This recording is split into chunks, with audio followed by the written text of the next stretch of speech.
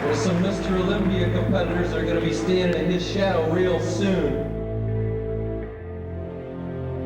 The hottest thing to hit bodybuilding in the last year is Shawn Ray. This is just the beginning, and with exhibitions like this, it keeps me motivated to my track to the Olympia. I'm pushing them hard, because I'm not only doing it for myself now, I got a strong following. A lot of young people want to see a new face. So this is what I'm trying to do. You can say I'm a man on a mission, and I'll tell you, I'm going to put my nose to the grindstone. It's not about dollars and cents, it's about the title. It's all pretty basic. We all do the same exercises. We all basically eat the same food.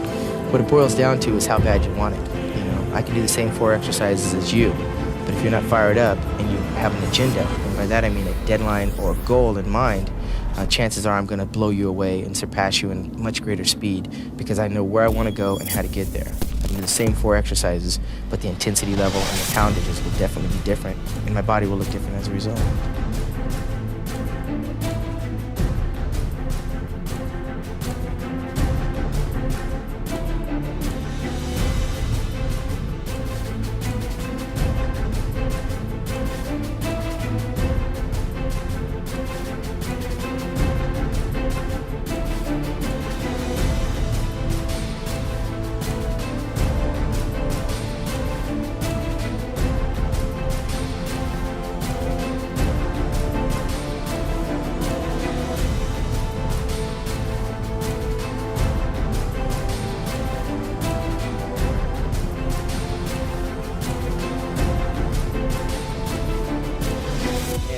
You know, I did the basics of eat, sleeping, and training, and focusing in on what I wanted to accomplish in bodybuilding, and that is to be a champion. And I think the real champions, you know, they don't make comebacks, they just overcome setbacks, and that's what I'm trying to do here today.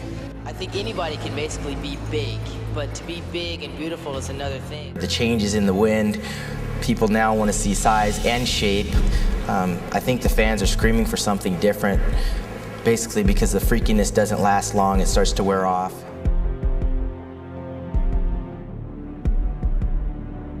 Bodybuilding is about building muscle and size, there's no question.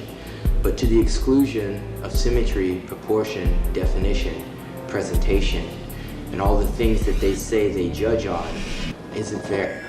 And I seem to be coming up short on all scorecards when you take in the other factors besides just enormous mass. Right now in 1996, the flavor of the year is mass.